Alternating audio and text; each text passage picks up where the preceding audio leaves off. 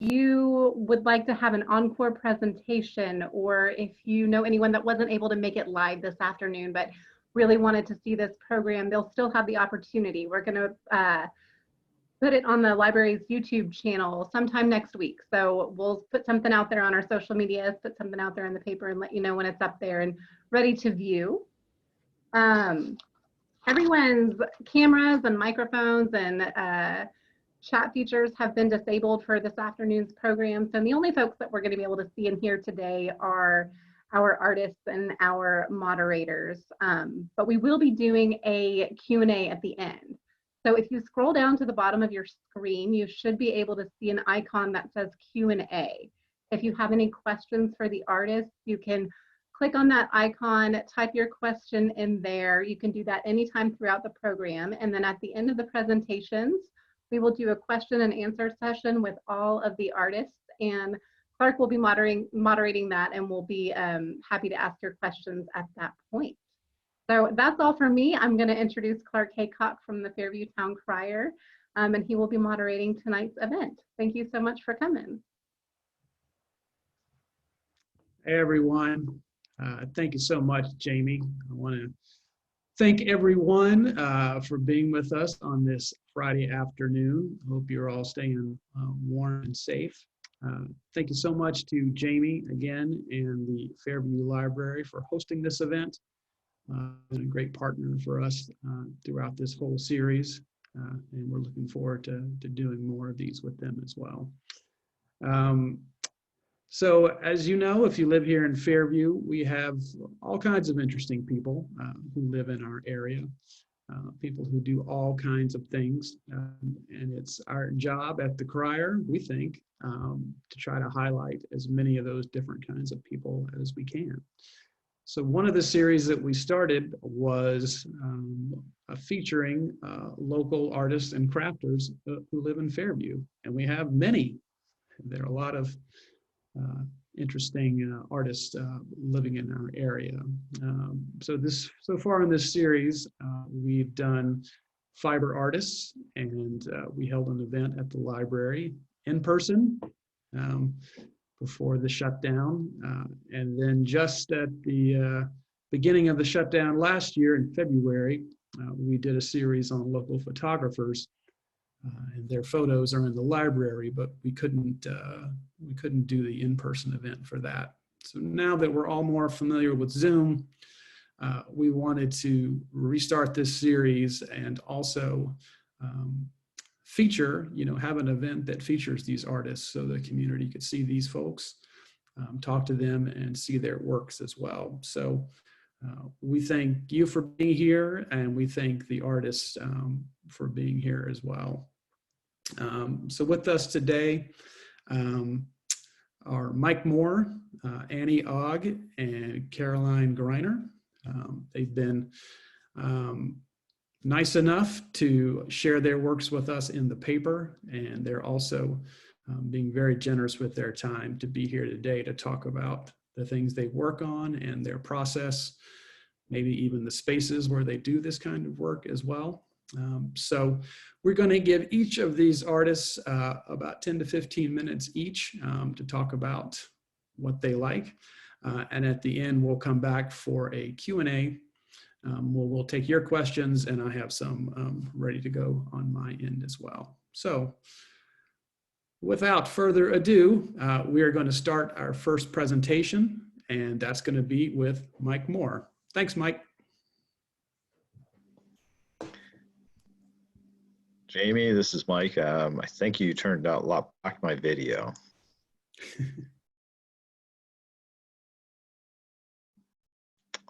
There we go. There we go. Hello, everybody. Welcome to my shop. My name is Mike Moore, and I decided because of the virtual environment, I could share a little more detail and better pictures than I can over my laptop if I actually put it into a presentation. So I'm going to go through a little bit of a presentation that talks about me, my products, and my shop and how I make things, and be happy to answer any questions you have during the Q&A. So with that, no further ado, I'm gonna jump into that.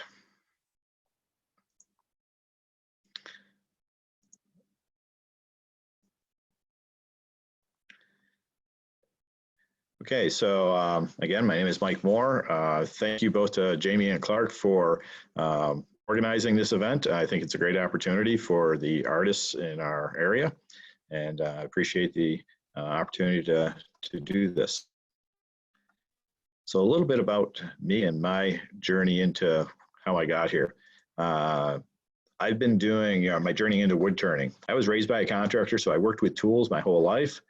I've been doing woodworking, and that means cabinetry, tables, kind of flat things for over 30 years.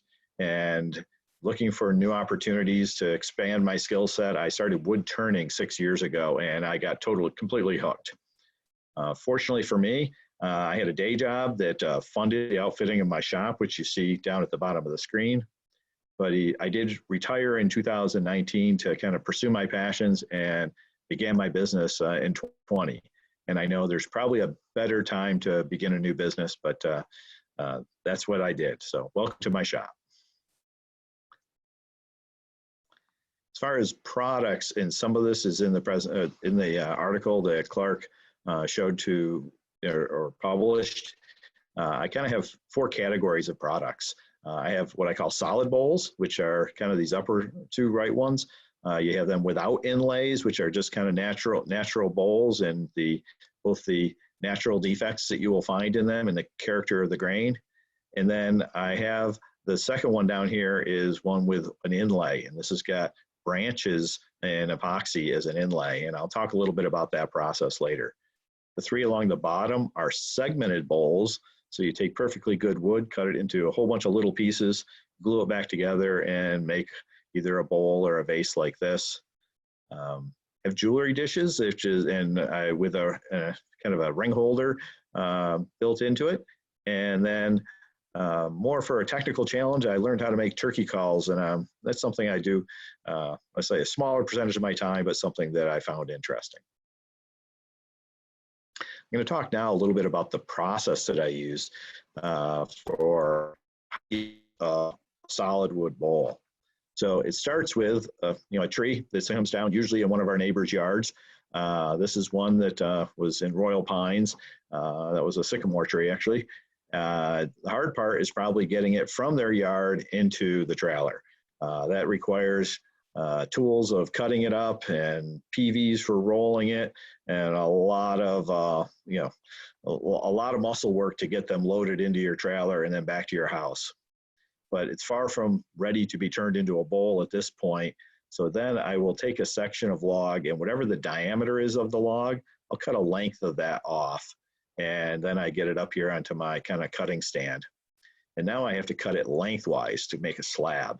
So I kind of cut this section off and let that fall away, and then I will cut the next section, which is the thickness of the bowl blank that I want. And now I've got a slab of wood, which has bark on 2 edges, and it's kind of rectangular-ish. Not really the best shape for putting on a spinning lathe. So then I will cut it kind of round on my bandsaw and end up with something like this in this picture. So it's kind of a round blank that's mounted on my lathe. So now I'm actually ready to do some turning work. I'm what you call a twice turned bowl turner. So that means I take a rough bowl blank. When it's wet or green, has a lot of water in it, I'll do the first turning, which is the rough turning, and get it into the rough or approximate shape of the bowl that I want to make. And then I will dry those bowls and then come back and do the final turning. The reason is bowls, when they dry a different amount going from the height of the tree, they shrink very little. Side to side in a tree, they shrink quite a bit. So you end up going from being round to being an oval. And not many, actually you can turn one-time bowls, but they will end up usually oval shaped. And that's one style. But if you really want a round bowl, you need to do probably a twice turn bowl. For my tools, this is my lathe. That's a 700-pound lathe, so it's not a small tool. And then I have a fairly good collection of various turning tools which you manipulate by hand when you're actually cutting the wood to make the bowl. And Anne's going to show a video of that later on. So thank you for that, Anne. Many people, when they take a bowl blank and cut it, they will take all this material on the inside and it turns into wood chips. I choose to actually, what they do, coring it. And so I can get a bowl within a bowl within a bowl. I will kind of design the outer bowl to be the shape I want, more from a artistic design viewpoint. And then the inner bowls are kind of defined by the shape of the coring jig. But that's better to have, I'll say, a more spherical bowl than it is to have just wood chips and throw it all, waste it all. So once these are all turned, I'll end up with a whole series of bowls, bowl blanks or right. I then dry them in my homemade kiln, and it's powered by a couple of light bulbs and computer fans. And after about 6 weeks, these will eventually dry. And I'll talk more about these branches in there a little bit later. From a thickness viewpoint, these look really clunky. Oops, sorry about that. They're about 10% of the diameter of the bowl for the thickness, and that is to account for when they become oval shaped and I want to turn them round again, I have enough material to actually do that. This is kind of where, I'll say, where my bowls maybe differ from a lot of people, is I had some very pretty bowls that when I went to dry them, I had some cracks form. And I was saying, well, how do I save this bowl? Because it's just so pretty. I didn't want to throw it into the burning pile. And so effectively, I will cut out the defect because a lot of times the bowls that have the prettiest grain features, they have a lot of stress in them and they're more prone to cracking. I will cut out that defect, doing with a combination of jigsaws. This is a Dremel tool with a carving burr on it, a spindle sander, you know, different tools like this. And I will end up with, this is just one example where I took a defect in a bowl. When I go to actually put the inlay in it, I will take those branches that I dried, I cut them into short segments, and these are dry so they won't shrink. I glue those up into this area with super glue or CA glue, cyanoacrylate glue. I will basically form a mold on the outside of it so it doesn't leak through. And then I'll mix up epoxy, usually with a black tint or different colors. And I will fill the area in between the branches with the epoxy. And this, I will say, turned out to be, I'll say, a happy accident. This is something I did to, you know, kind of save a couple of precious bowls, and it's actually turned into probably my most popular product. Now you get to the final turning, and now it's getting down to really looking like what people want to see and want to buy. Again, you're using lathes and turning tools. I didn't mention, but you're using grinders to keep those tools sharp. You ultimately, after you turn the shape, you have to sand it both inside and out to get down to the final surface finish so it can take a really fine finish. The better you are with turning and the better you are with your tools, the less sanding you do. So that's one thing that we all strive for. And then ultimately I will finish it with food safe finishes, and you'll end up with something like this. One thing that's a little bit of a challenge is how do you hold on to a bowl when you're turning on the lathe? When normally you will see that it's basically has a foot on the bottom or a tenon that you can grab in a chuck, that you can hold on to it with the lathe while you're finishing the inside and the out, turning the inside and the out. When you get to the very end, you're saying, well, how do I get rid of that? And I basically built, being brought up as an engineer, I built a vacuum chuck system where I can hold it with vacuum, and so I can turn off the foot, make the base the shape I want, sign it, and then finish it. And found that to be a very effective way where you don't have damage to the bowls. So now I've basically made this whole bowl, and for a while I was just stacking them and accumulating in my house, and I decided, you know, I really should see if I can, you know, get some return on my investment. People seem to like them. They like them as gifts. Let's see if they like them to buy. And it started off, even though it's a rough year, I've done fairly well. I sell through my website. I have a website where I sell my product. I also have local presence down in the River Arts District. There's Foundation Studios. It's kind of located in the Wedge and 12 Bones in the River Arts District. And I also publish on Instagram and Facebook, my new works as they come out, because I am not doing mass production. Every one of my pieces tends to be fairly unique. And that is what I have to share for today. And I'll stop and let the others go, and then we'll come back with Q&A.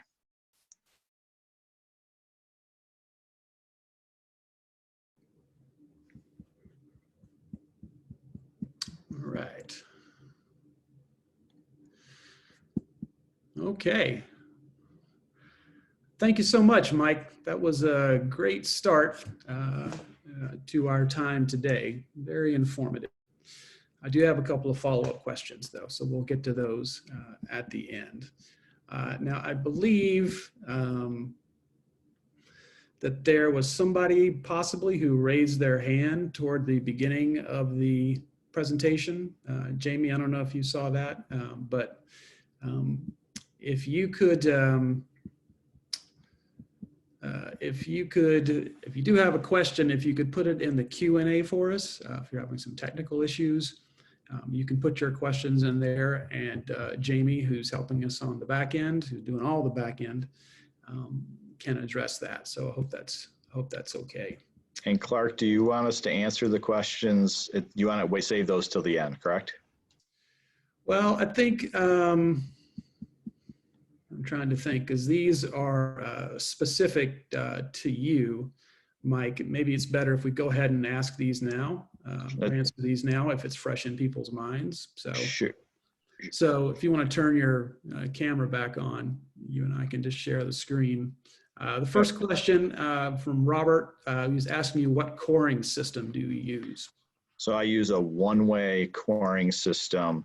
There's McNaughton and one way tend to be the two most common. I use the one way. I find it works well for me. And I have two different sets of knives to get out. I find that that's kind of the sweet spot as far as the size of the inner bowls that are worth cutting out. Okay. And then Robin also asked, what finishes do you use for your products? Depends on whether I'm looking for a glossy finish or a little more of a satin finish.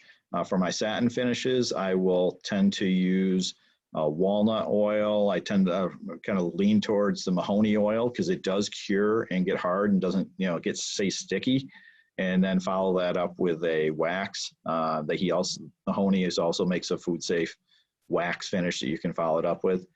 The other is they used to be called salad bowl finish. I think it's by General Finishes. I'll grab the can and double check, but I think it's General Finishes it's called wood bowl finish now. Gotcha. Great. We have a question from Jim that I'm going to save until the end. I think we can ask all the artists this. Robin said that she had her hand up, but it was just a connection problem and she's good now. So that's great to hear. All right, so last question until we move on to our next presenter. Rob wanted to know, Mike, on what tools do you use a 40/40 grind? A roughing gouge or a bowl gouge? Those are words I'm not sure I'm saying right, but I think you know what he means. A 40/40 grind, I personally don't use a 40/40 grind, but you would typically use that on a bowl gouge. I tend to use a swept back grind, and I'll grab one. This is a swept back grind, and this is 40/40 refers to the angle here on the front. It would be 40, as well as on the side would be, and it's pretty hard to do, is on the side would be 40. I use this as about a 60-degree angle, and I find it to be a little more universal of a grind for me.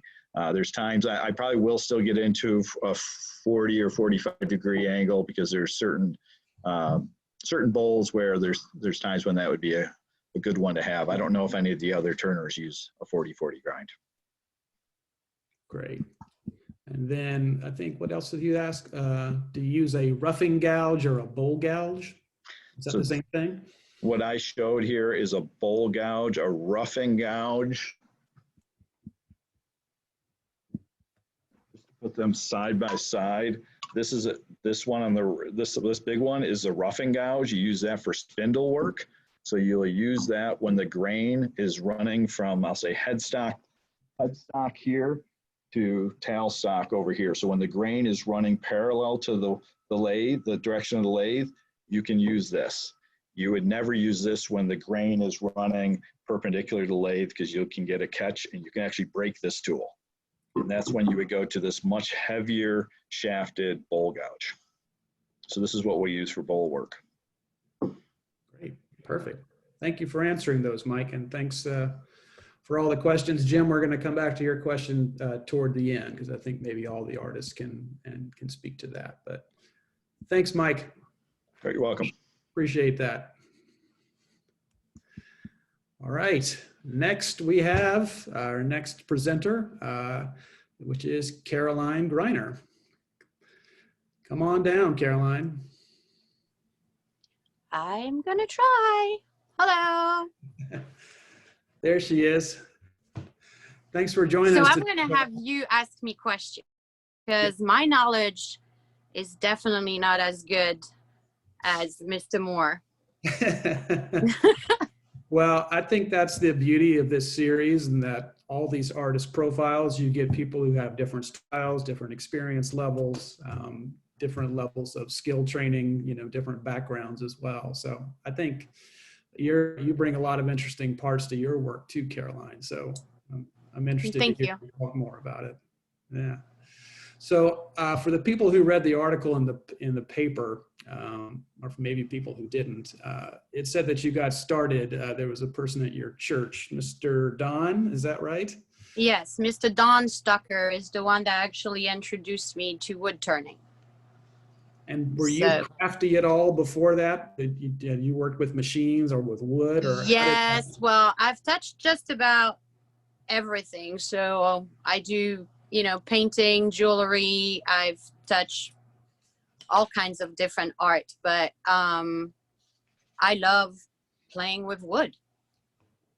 I go in my property and I pick up sticks and I turn them into bowls like these with epoxy. Don't ask me what kind of gouge or whatever I use, because I just go with the flow and I just do it. I don't let mine cure for 6 months. I like to turn them where they're wet. And my favorite thing to do is to actually add epoxy to what some people will call imperfection. For me, I just find it like another step to a different art. I can show you some. Yeah, you actually anticipated my next question, because yeah, one of the pieces that we showed in the paper was a cutting board, I think, that had an epoxy that was applied to the top of it, right? I have some samples of them. They're actually going to go in a gallery downtown at the Grove Arcades. But I love working with epoxy, and I've been trying for a few months to actually achieve like what we call the perfect wave. And I incorporated in little board as well as big boards like this one. I don't know if people can see. Yeah. And I also use woods with epoxy and what we call is called liquid ink. But I have tried everything. I have experienced with nail polish. I have experience with different color style, but this is also what I do is a coaster, and they are reversible. I make platters as well with epoxy on them, just like this one.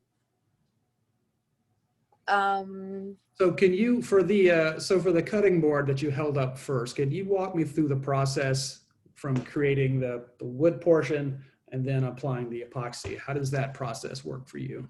So some of them I actually purchased the board already cut, and some I don't. So this process right here on this one, this is actually olive wood from Italy.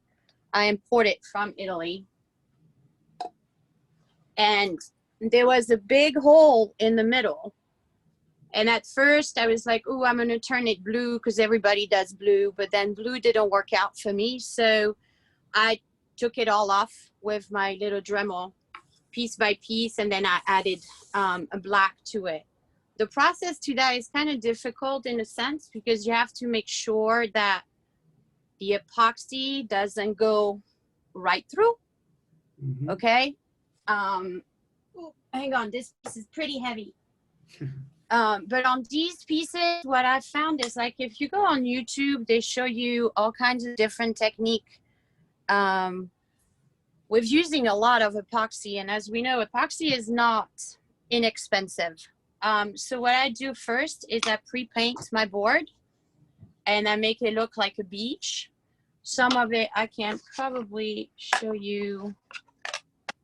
This one, I kind of left it so I can show you. I don't know if I'm too close or not, but as you can see here, I painted first. I let it dry. Then after that, I mix some color, custom color epoxy to partial of my epoxy. And then I do the white. And with my blow dryer, I actually slowly but surely warm up the white. The white is actually a very heavy color. So if you don't do it at a certain time, it's actually going to sink into your epoxy. Then it's very difficult to make it spread. So what I do is I put my heat gun on high and I push the white into the epoxy. Some of it is just clear, but some of it also has color. And when you have color, it mixes your white and comes up with an amazing color. But to achieve the lacing part of your waves, you have to use a torch. So at the end, you go and you torch it. There's different technique also with alcohol, but the result is different because the next day you're going to have little bumps. It's not going to be nice and smooth. So you have to keep reusing epoxy. So that's the process I use for my waves. I'm sorry, Caroline. How long does that process take you to create one of those boards? Well, it depends, first of all, on the size, and the epoxy takes at least 24 hours to dry. So I can do a board within a day or day and a half, depending on the drying process and the temperature. Temperature is very, very important with the curing for the epoxy. Okay. And it's the same with the wood bowls. You would have the same system even with this one. But I love doing it. So I know you mentioned that you will just go around you'll pick up wood to use. What are you looking for a certain type of wood, or are you just looking to be inspired by something you see? How do you make that choice? Well, I find all kinds. I find all wood very interesting because they all have their own special something in them. But I love ambrosia maple. Is one that I like. Red cedar.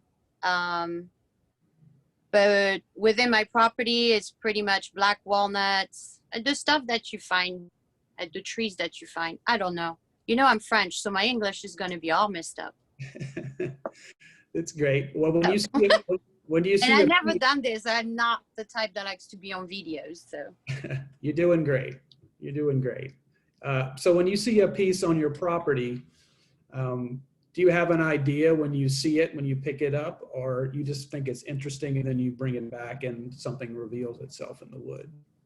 Sometimes I do, but sometimes I don't just deal with logs. My husband thinks I'm pretty much insane, but that's okay.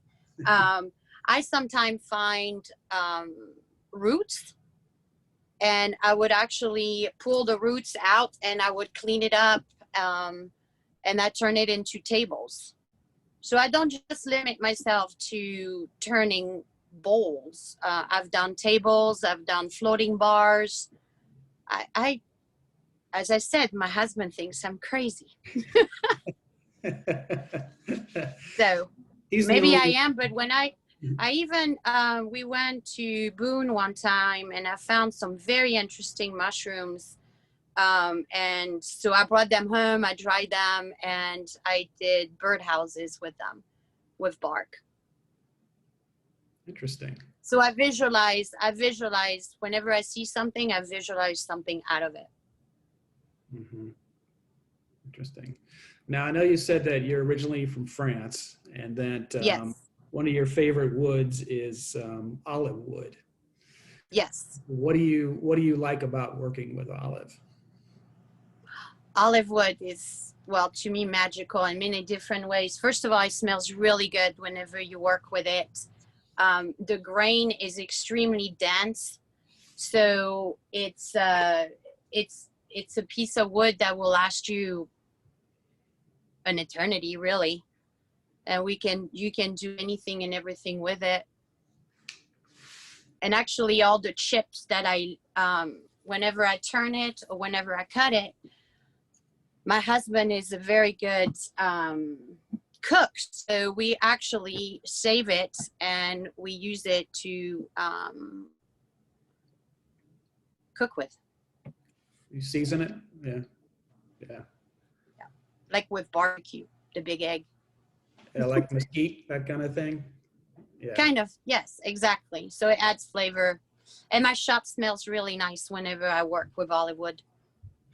Nice. Same with red cedar. Red cedar has a beautiful scent. Black walnut, I like it, but I found that I'm allergic to it. So I wear my respirators because that's not going to stop me from turning it. Yeah.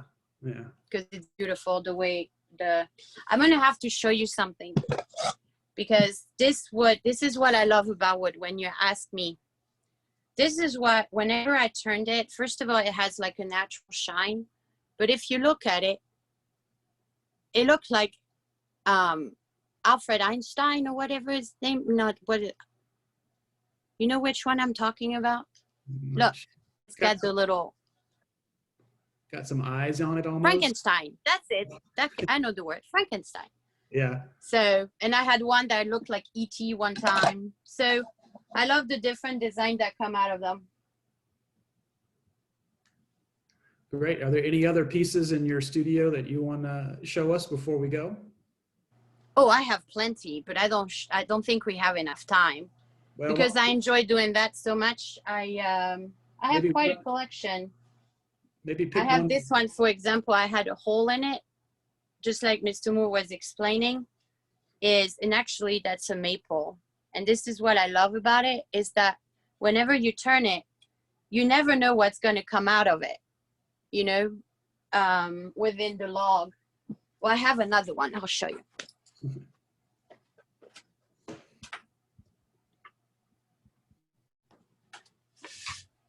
This one is a big salad ball. See, as you can see, but I don't make mine perfect. I don't mind if mine are not round and more like oval, like he was describing. Mm-hmm. It's a different style. But this one, right after I turned it, I was just about at the end, and it split in like five different pieces. And I was heartbroken. And I was like, well, I'm not going to let that bother me. I'm going to fix it.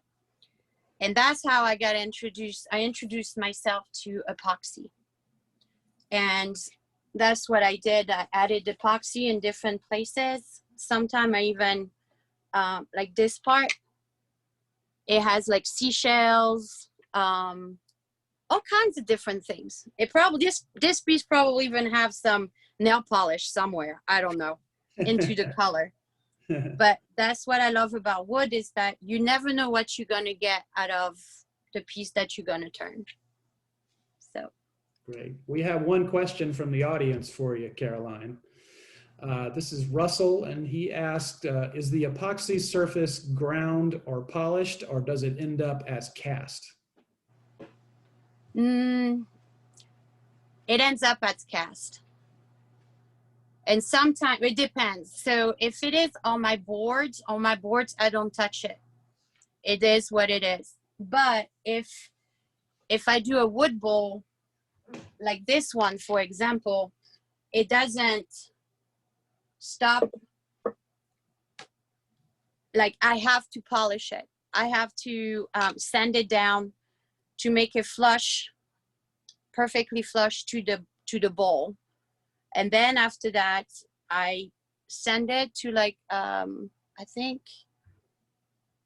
it's pretty, I don't recall. But anyway, it's a very thin one. And sometimes I re-add epoxy at the end. So then there's no flaw to it. And it's not just shiny, but it's waterproof. So I have some clients that actually like pieces, and they like to put their plants in it, like orchids. And I actually have one that I brought from Inset. Would you like me to show you? Sure. Okay. It's with red cedar.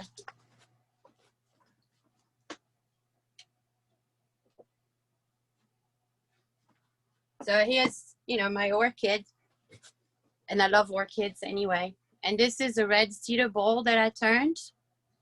And it has inside and outside with the epoxy, with a little overlay of colored epoxy into it. But what you can do, and this one, I watered it this morning, so it's wet. And you cannot be afraid to take your plant out and put it in there, because it will never damage your piece of wood. And it's a very nice display, not just because of the orchid, but also you have a beautiful pot. Yeah, both of them are beautiful. Yeah. Caroline, so another audience member had a question. Jim wanted to know, how do you keep bubbles out of the epoxy? Well, that's a good question. Well, you don't want to overheat your epoxy, and you want to make sure that you have a good quality epoxy. Temperature is everything with epoxy. That's the best. I mean, and sometimes I still get bubbles. And when you turn your epoxy, you have to be careful that you don't turn it at a too high of a speed, because it will reheat your epoxy and it will crack, actually. And it feels like glass. But to get rid of bubbles into my epoxy, I make sure that my temperature is right. And I still get bubbles. Yeah. So. Yeah. But like, if you look at this one that I made, it's with barks and moss that I picked up from my backyard. And I barely, if any, let me put on my 4 eyes, have any bubbles in that. Well, yeah, you do have a few little bubbles, but they're not going to impact the quality of your bowl. So Beautiful. that's the best way I can answer that question, Jim. It's a great answer. All right, Caroline. I think that was all my questions and the audience's questions for now too. So Okay. We're going to move on to Anne, but thank you so much for sharing all that with us. Well, thank you for having me. I love the Fairview Town Crier. It's the best newspaper in town. No, seriously, it is awesome for our community. So thank you. Thank you, Caroline. Appreciate it. We'll talk to you again. Thank you. All right. All right. Thank you, Caroline. That was interesting. Much different styles than Mike, but both great. And so for our final presenter, we're going to bring on Anne Ogg, who has her own particular style. So Anne, whenever you're ready, take it away. Okay, thank you, Clark. I appreciate it. Jamie at the library, and thoroughly enjoyed hearing Mike's presentation and Caroline.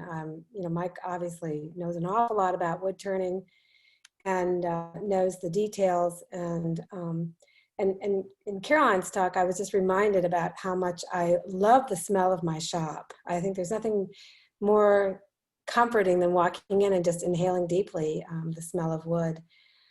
I'm not in my shop right now, I'm sorry to say, but I did put together a little bit of a presentation to show you some of the work that I do. If you did read the article, then you saw that I do like to work in miniature. I will also start out by saying that I'm a relatively new wood turner. I stumbled on a lathe at the Mountain Fair 4 years ago. Let me go ahead and just drop this presentation here. And the Carolina Mountain Woodturners had lathes there. I don't know if you recall. And you could turn. And I knew I wanted to turn, but I never had the time because you would have to sign up and wait an hour or so. And it turned out that, you know, through some fluke, my daughter was raising dairy goats and she had entered them in the fair as a part of a high school project. So I had to wait around anyway. And I will never forget that minute of being handed a gouge and being then directed on how to turn the wood. It was, I swear, it was like, where have I been all my life? I just absolutely took to it like a duck to water. And I promptly went out and bought a used lathe. There's a very steep learning curve. And this is why I'm throwing up Carolina Mountain Woodturners website, because anyone who's interested in turning, I would encourage you to join the group. We are a very active wood turning group. Even with COVID, we've been giving presentations and helping people. It's an educational mission. And we do have a shop where in better times, we allow folks to learn how to turn, and we assume that we will be back in that shop, hopefully very soon. So I started, let's see if I can get this working. All right, so this is just an example of one of the pieces that I've done recently. The dime is here. This is I do 18th and 19th century reproductions. And if you'll notice, actually, this is not the same. I did have to take this piece off and rebend it and age it and put it back on. But so there's a little bit involved in trying to make this authentic. And I do 1 inch to 1 foot scale. So I measure the full-sized piece. This is an apple caddy that I did. I don't have anything for scale here, but it's less than 1 inch tall. And there's a metal worker who does the hinge and the lock for me. And then this is a tobacco jar. It's a little less than 1 inch tall. These are kitchen implements that I turn. And again, these are probably, this one would probably be a little less than ½ inch. And I also, I like to play cribbage, and I felt, gosh, why didn't I replace my ugly cribbage pegs with something that looked a little bit nicer? And so I made these. And then I am throwing this up because this was actually something that got me into learning tool practice. So I was trying to get an ornament down to a very small size. I think this is probably about ½ inch. And a lot of fun, again, really good for tool practice. These are bird ornaments that I've made out of wood from my property. This is, I think it's spalted maple. I also love it, like Caroline. I think it's a wood that has such incredible character. And I can't remember what this is, whether this is either dogwood or, I don't know, somebody could probably tell me. But, you know, a lot of times it just ends up being a piece of dried wood that I found on the ground, and I just bring it in and cut it on my bandsaw and stick it on the lathe and turn. This is one I did for a friend I actually work at UNC Asheville, so I don't do this for a living. And many times, like in this particular piece, I simply asked them to pay for the stains that I had to purchase. This is a Shinto Altar, and so I made the little tiny finials that fit on the top of these, and these are also, I turned these. These two are the replacement parts, and then some other little dowel pieces that I did to make this a little bit more complete, but also to try to age the pieces so that they look like they belong there. And this is the chair that I did for Nan Cole. Many of you know her. She asked me if I could replace, these were missing from the chair. So I took these and then just through measuring. And again, it's really about tool control. I absolutely love doing small turnings. This is something I did recently for a friend. I was asked, they built a bridge, and this is in South Asheville, and they said that, you know, if we get you the wood, would you mind turning some finials? And so this was the sort of the prototype that I did. This is a bridge that's in Paris. It's a Japanese style bridge. And this is a sort of a Japanese style finial. And so these are 3 of the 6 that I did. This is my lathe. Yeah, I work with a Laguna 1836. It's a large lathe. You know, some people think, well, you must have a small lathe in order to do this work. But no, I actually, and I start out with large tools as well. And I do have a little bit of a video. I'm just going to play little clips of it to show you my turning. So this is one I made, and are you all seeing that okay? I hope. So this is a mortar and pestle I made. It's about, you'll see when you see me start to turn what the size is. I don't know, really, it's hard to tell what these are the tools that I used in order to create this small piece. And then this is me just sort of turning. I had already turned down much of the, I can never remember which is the mortar and which is the pestle, but this is the one that goes inside there. So here I'm turning away, and as you can see, I'm actually stripping wood from the, I'll turn that down a little bit. Stripping wood from the piece that's on the lathe. You can see it's actually attached to the lathe through a chuck. And the other thing about this, I would say, is that it'll speed up in a minute.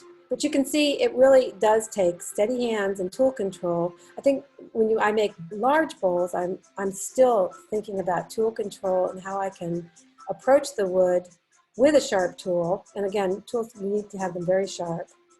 I think it speeds up in a second. But you're just removing wood, and in many cases, because I'm doing something so small, I'm removing it almost a grain at a time. With small turnings, I don't leave a lot of waste, as you can see. And that's a parting tool that I'm using just to start removing the piece from the wood. This is a maple burl. And one of the things I want to show you about this is after I'm putting Mylans, which is a friction polish on there, you can see how I'm applying it. It actually uses the speed of the turning lathe to adhere the polish to the piece. And that's mostly shellac, really. I think it's got a few other ingredients in it, but it's one of my favorites. So now I'm turning away quickly. This is at high speed, so it probably took me about an hour to do this, and you're seeing it in like 5 minutes. But notice how I'm looking at the wood and I see a big fault there. And both Mike and Caroline talked about some issues with wood and cracks and what you can do. Now watch I slowed it down to watch it being turned, and when I approach the gouge, it pops off. This is one of the things that makes wood turning a little dangerous. Wood can be a little unpredictable, so we need to be careful about how we're approaching it. We look at the wood constantly. I stop the lathe to check it out. As you can see, I'm taking a look at it again just to be on the safe side. Imagine if you're turning a bowl the size that Mike is. It can be pretty drastic. We do wear a shield. I wear a shield. And like Caroline mentioned, I also wear a mask to keep the fumes down. I'm just going to speed this up a little bit. So here you can see I'm using it's a small tool. Of course, Mike's going to have to help me because I'm drawing a blank here, but it's a fingernail grind. Spindle gouge. Spindle gouge. Thank you, Mike. God, I'm partly nervous. Yeah, it is a spindle gouge. My favorite tool. I use it for almost everything. There are some tools that I also use. There's the parting tool again. And then, and can you talk about grain direction? Because this would be a great opportunity. There's a question about it. Yeah, so in this particular case, it's a Burl. So shoot, you know, I'm Mike, you talk, because let me Well, just, I I'm gonna guess speak. if this wasn't a burl, the grain would run, I'll say, from the head, which is the part of the machine that's running, parallel to the tool rest. And that's for this normally. A burl doesn't really have grain direction. So I guess it's maybe turned out not to be a great opportunity for it. Yeah, and you know, grain direction can be challenging. I mean, you know, some of it is a little bit intuitive after having worked with wood, but yeah, definitely. And I love what you said about the roughing gouge. You know, in that if you do use a roughing gouge and the grain is going on a bowl, it can be very dangerous because it can snap. There's the completion of that. But it can be very dangerous to approach a piece of wood that's turning at a high rate of speed with the wood grain. Well, help me out here, Mike. Are you still there? All right, sorry, yeah, it's basically going cross grain, and I guess I'll hold something up. Sorry about that, Clark. This is a question that was asked? This is a bowl, and the grain, you can see the kind of the lines. It's running side to side is the direction of the grain on a bowl, and some of the other things you'll do end grain. And I think Carolyn may have shown something where her one that broke into 5 pieces, the grain would run from the center toward, you know, out towards the camera. So this would be typical for a bowl. You would do edge grain. So you would hit end grain when you're turning it twice per revolution. Right. So if you turn that bowl to the side, like you have it on the lathe, then you can see how if you hit a tool and it hit, I mean, grain can be pretty strong and resistant. And in that particular bowl case, that's exactly what you find. So hold the bowl like it would be on the lathe and then say something so the camera's on you. Okay, is it coming back to me? It is. Yeah. Okay. So I guess I have the wrong one on the lathe, but as this spins on the lathe, you will hit the end grain twice per revolution. And so this is the end grain would be where you can see the lines in the grain. This is the grain direction, and this is the tree going kind of up and down of the tree in this particular bowl. And so if you look at the end, you will see this is the pith, or the pith was just off of here. This is the center of the tree, and the bark was over here. Great, thank you, appreciate that. So that's pretty much it. You can see some of my little turnings here that I've done, and I really appreciate the opportunity to share what I love. And again, CarolinaMountainWoodturners.org.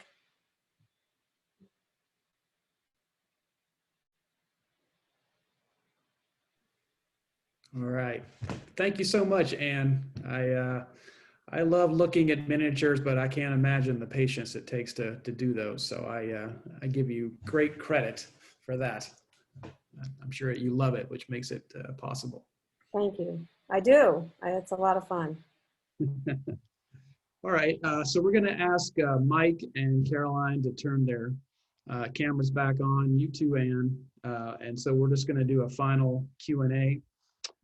I think we got to Jim's question about orienting the grain. Do you think we answered that, Mike? I took a first stab at it, the question, like whether we answered the question. I mean, bowls typically are oriented, as I showed, where you're doing, the grain runs sideways, you know, to the lathe.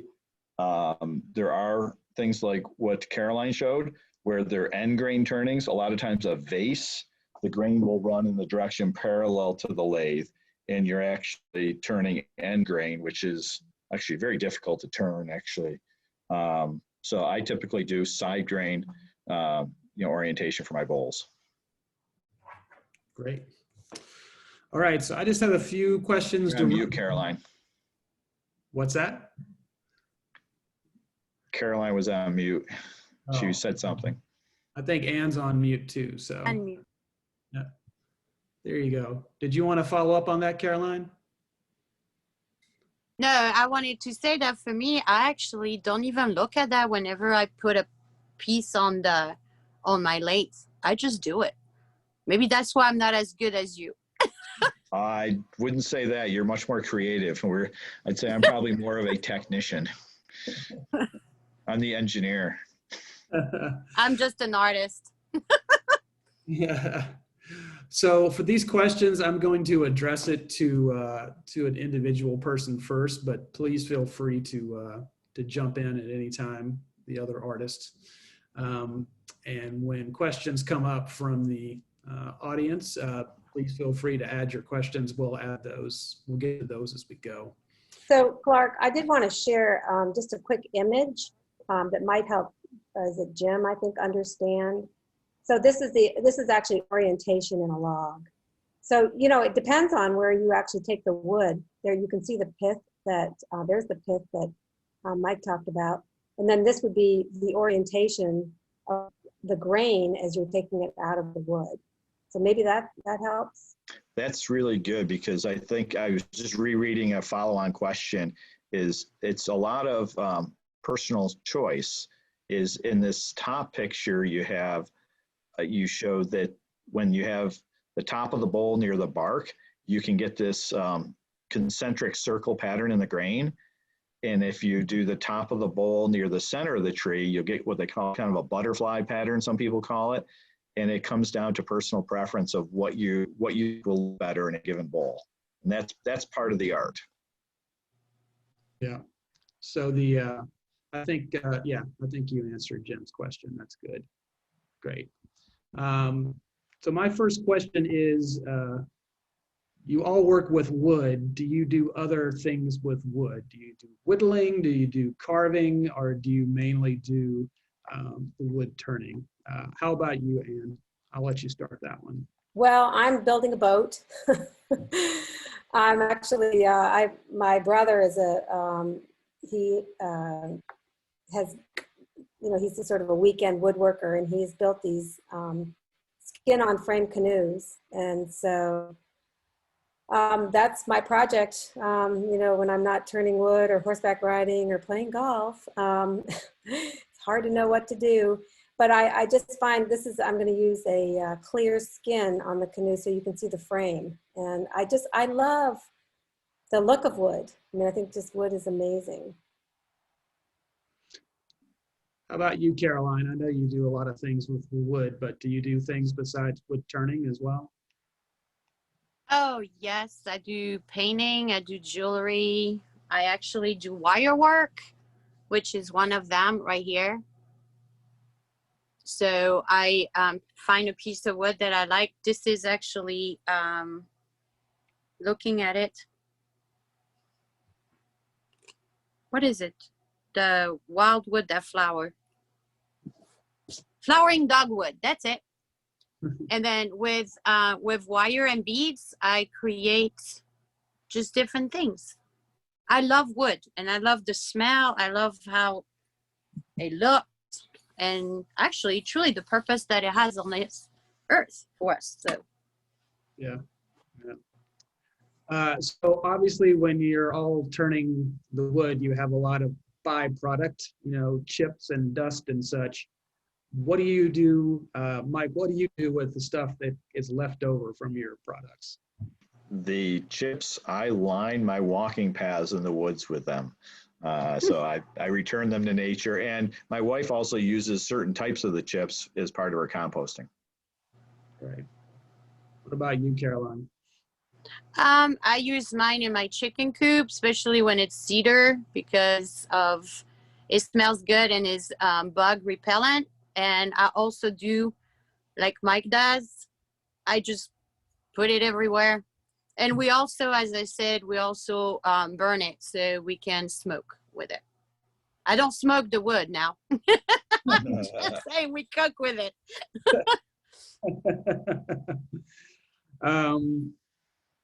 Let's see what else I was going to ask.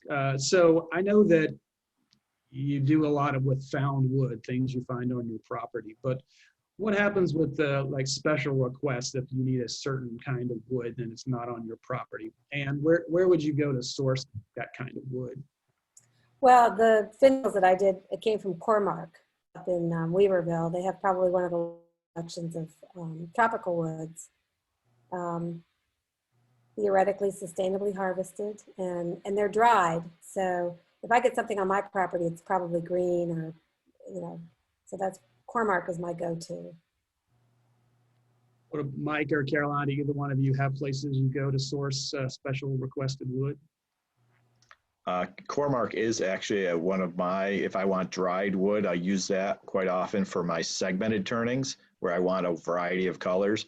And if I'm looking for a log for making larger bowls and things, like I had a hard time finding cherry, I bought a log from Sunrise Sawmill, who's in the Fairview Business Association. And ironically, what's good for me as a wood turner, I want a lot of character and a lot of branches and things like that that give interesting wood. And the people that cut wood for saw for boards, they hate that. So it was actually a win-win. Mike, I actually Look want at this one, Mike. Is that what you're talking about? Like the branches? Yeah, Is Mike got that? branches. Yeah, I'm See? here. Yeah, that would be yes. That what looks like a knot, and a lot of times when you turn a bowl, it'll look like a knot in the wood. Yeah. That's But actually, this one is wild cherry. And if you want some, I have apple. I have tons of actually logs I don't use. I was looking for a 26-inch diameter cherry, though. That was really my challenge, and so I had to buy that one. wow, that's big. I don't think I have it that big, but I still have some if you need some. Mike, I want to go back briefly to your presentation because you talked about the sticks in your kiln, but you didn't go back to talk about those. You're muted, Mike. Oh, you're muted. It's Zoom. Thank you. Let me, if I can, I'm going to share that again because it would be easier to show it. So, where are you? Here. I now have 2 pictures that I can talk to if you can see it. Is these sticks, I will actually stack them up kind of like Lincoln logs in this area here that I've removed the wood, and actually fill this all up with these little pieces. These are the sticks that I've cut into maybe 1-inch long segments. And then I will fill in between with epoxy. And in the end, I added a picture where I will get something like this, where you're looking at the ends of the sticks, the end grain of the sticks coming through the side of the bowl. And this is what it looked like before. This one actually cracked after I finished it. And so I removed that area and fixed it. That's all. I just wanted to say that's also a good example of the pith. You can see it. Here, this is actually a branch, but yes, there's a pith and a branch also. Yeah. It's a beautiful bowl. So this is where I say I look for interesting grain. There's some really pretty grain in this area of this bowl, and I couldn't bring myself to throw that one in the firewood pile when it cracked. So this is It has a beautiful flow to it. So this is what I look for in a grain of a bowl. I don't look for just a normal circle, or I just look for something that has lots of moving grain. So Yeah, it looks like fluid. Clark, did I answer your question? I think so, yeah. Thanks, Mike.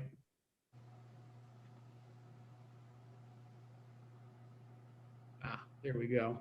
All right, so next question is, along with the love of wood, there seems to be a real appreciation of machinery that goes along with the process, tools and the machines that you work with. Do you think that wood turning, and I'll ask you this, do you think wood turning attracts a certain kind of person?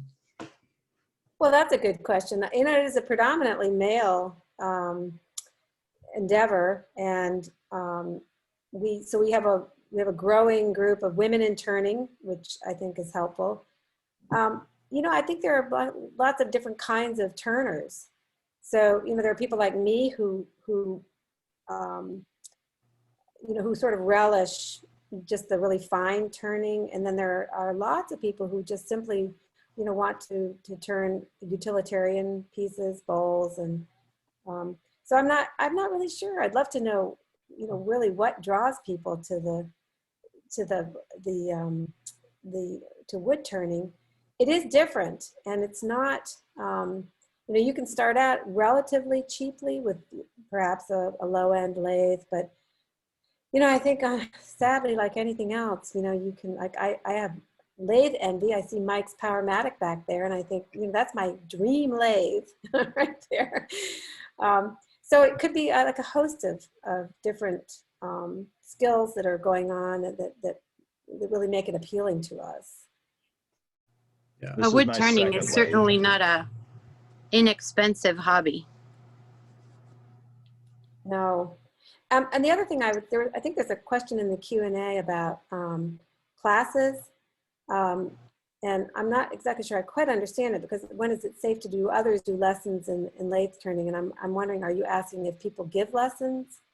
Because there are plenty of people in Fairview that do give wood turning lessons. And we have, if you, for example, if you joined the club, there's a mentor list of people who will be happy to help others learn to turn. Yeah. We're passionate about it. Lynn's question was, when things are finally safe from COVID, are there opportunities to take lessons from 3 of you or other people in the community? So I think you answered the question. Thanks, Lynn. Actually, so Mike, do you ever give lessons, or Caroline, do you ever show anybody else how to do things? I'm I have never. still learning myself, so no, I don't teach. We're all learning. That's definitely, that's an everyday, that's part of the joy of it, I think. I have, I'll say, brought people into my shop and let them work on my lathe, but they're more just friends that were interested in checking it out. I've never taught, although it is something that I'll say I think I want to be an assistant instructor, work with somebody who's more experienced with teaching before I go off into teaching myself. I think you'd be a good teacher.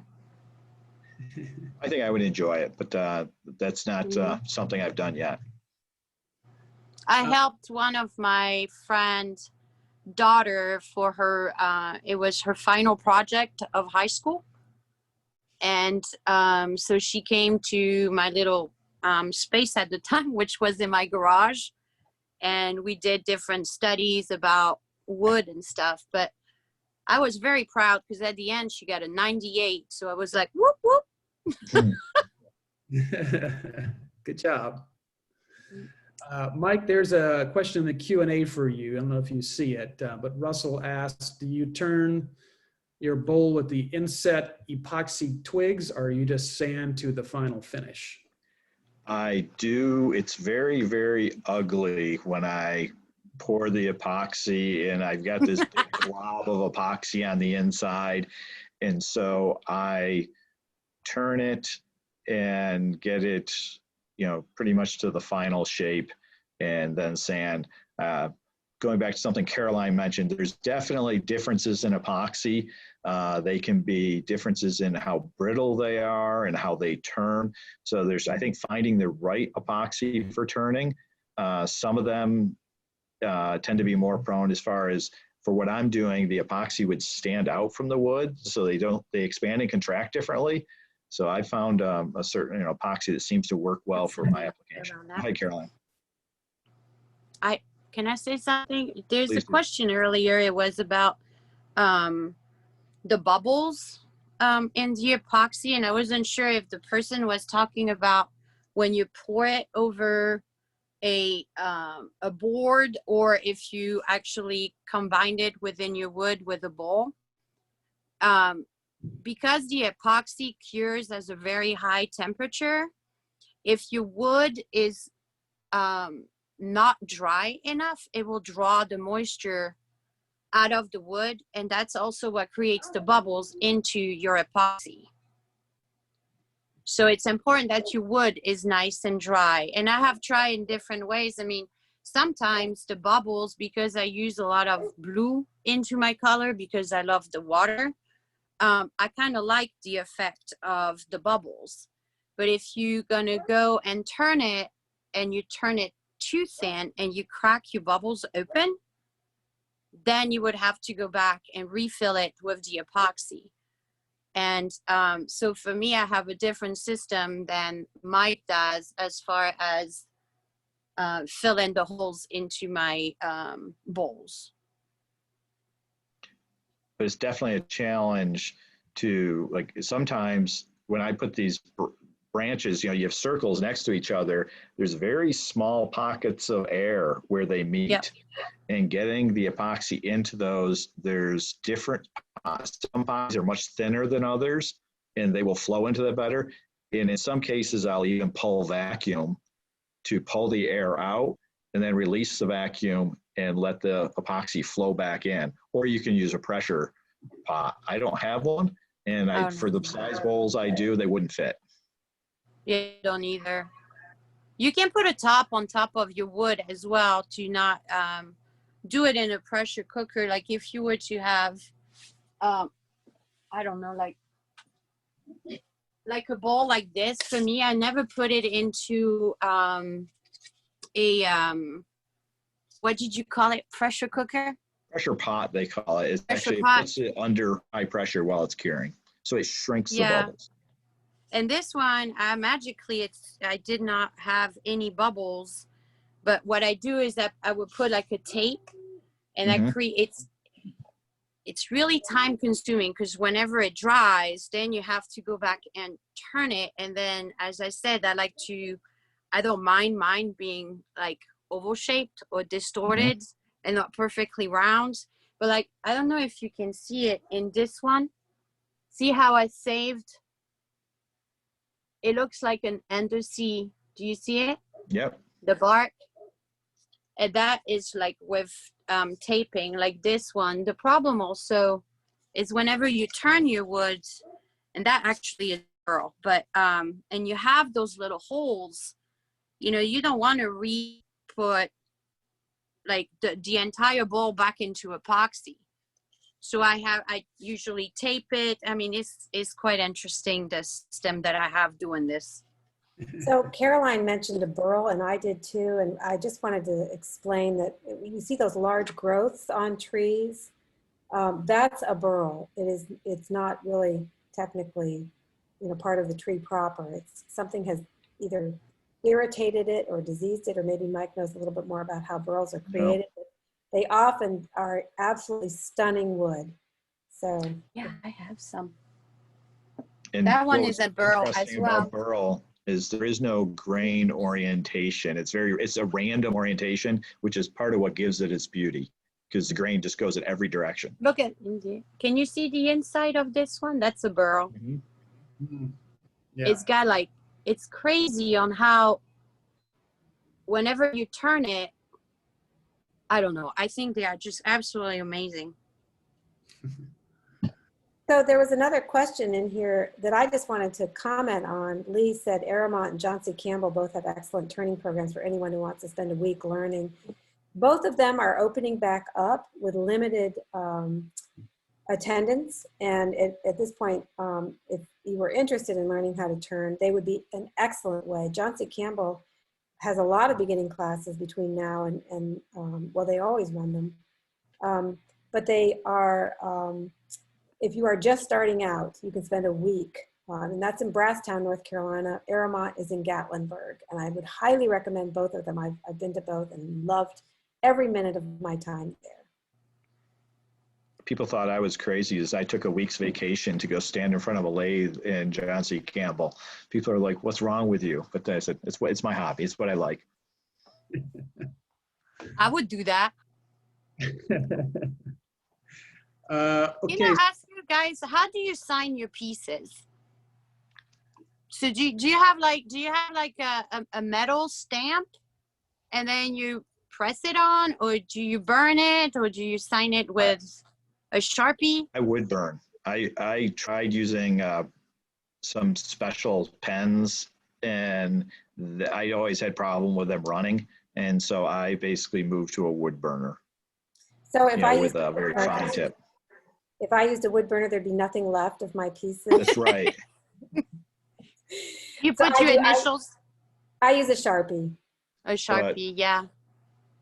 I don't know. So this is I mean, I sign, you know, I can, it's pretty, I can get fairly good resolution with it. The problem is I don't write that well. So that's the biggest issue. It has nothing to do with the technology. But that's part of an art. It's okay. Not everybody's got a nice handwriting. Everybody types nowadays anyway.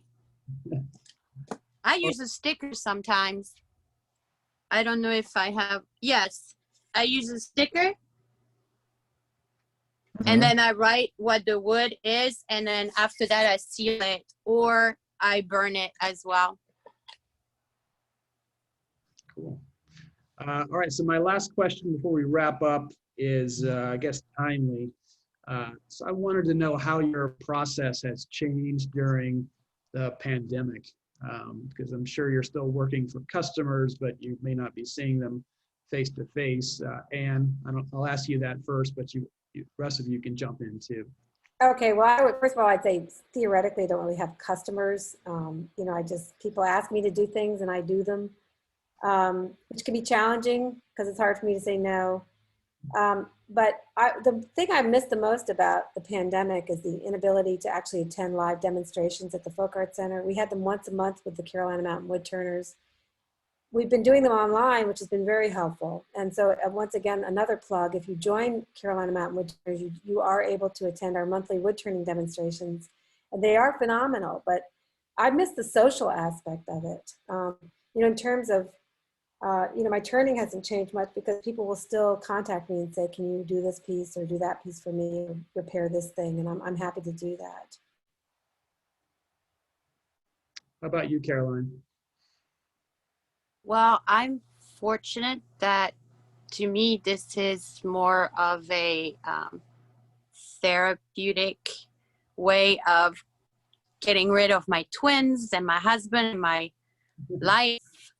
And it actually started that my friends, and it's word of mouth, and now they're pushing me to do a website and all that stuff, but it's a lot. So, and I give a lot to charities as well.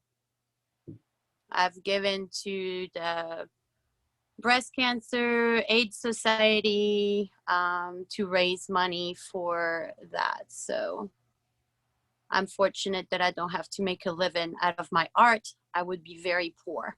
I would never find wood turning because of the expense that goes with all the tools. That I think you'll find common across all of us is we're not, very few people can support themselves doing wood turning. Yeah, the other thing that drives me crazy is that some people don't see the time and the art that goes behind it, because now you can find, you know, crappy bowls at Walmart or at Target or at those places. But fortunately for certain people, they still love and appreciate the art that comes behind it. Because, you know, this is not just like a piece of wood that I turned. So I actually enjoy doing custom made because I ask questions about the person and where and who it's going to. And whenever I do it, I really put my heart into it. So whenever you buy a piece from an artist, it's not just a piece of art, it's a piece of the artist that goes with the art piece. So that's my take on it. I don't know what you guys think, but it's that's the way I feel about it. I'd say for me is because this is the first year I had my business, I'm trying to figure out what to make, because what I learned early on is the style that I like and love is not what Asheville customers love. So I ended up with a whole bunch of bowls that I loved that sat on the shelf. So ironically is something like this, I had one of these on the shelf and it sold in like a day. And I'm like, oh, I'll make another one. And it sold as so I started raising the price and they still kept selling. I'm like, well, okay, I guess that's a winner. And then the segmented bowls. So the more artistic bowls, which is not my natural inclination, sell. But what I've been missing in the in the whole pandemic is getting that constant feedback from customers, because the flow of customers has been slow. It's very hard to tell from one person what is the right thing I should make so that I can make something that I enjoy making and people will buy. I agree to that.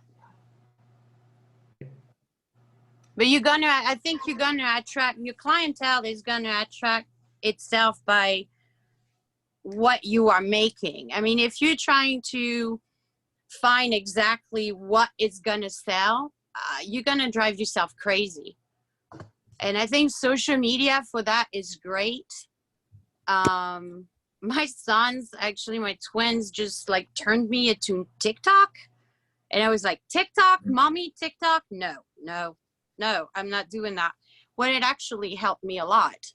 And it's all in the search of the hashtag and stuff. So your style should just be your style and it will sell. But it's hard to bring our work outside of our environment because we don't have shows. We don't have a place where we can put it, or try different galleries, but not just here in Asheville, because there's a lot of art here in Asheville. Mm-hmm. So sometime going on the outskirt of Asheville. I think Fairview should have their own Fairview Artist Gallery. There, you have it. And I'm not opening it. But that would be fun to have that. I mean, they have it in Asheville. They have some in Arden. We need to have some in Fairview. I agree. All right, I think we're going to wrap up the Zoom session now. We did have a couple of questions in the Q&A. Lynn had asked, she missed the beginning of the presentation and she missed Mike's PowerPoint. If it's okay with Mike, we will share his slides in a follow-up email to everyone who attended. That's fine with me. Great. And then also Russell had a kind of specific question for Mike, but I'm going to suggest that Russell contacts Mike directly about that. That'd be fine. Yeah, so we have everyone's contact information, emails, and social media accounts, if they have those up on the screen now. We will also include those in the email that we send out to everyone after this is over. So at this point, I just want to do thank yous. Thank you to everyone who attended. I hope you enjoyed it as much as I did. Of course, thank you to all of the participants, to Mike, to Anne and Caroline for sharing all of your experience and knowledge with us. It's fascinating to see how these things get done. And thank you to Jamie and the library for supporting the Town Crier. And stay tuned for more episodes in this series of local artists and crafters. We have a bunch of interesting people here in the area. But for now, we're just gonna all wave goodbye and we will see you next time. Thank you for coming. Thank you. Thank you. Thanks. Appreciate it. Nice meeting you guys. Likewise. Yeah, thanks, Caroline, Mike. Good to see you. See you soon, Ann. Yeah.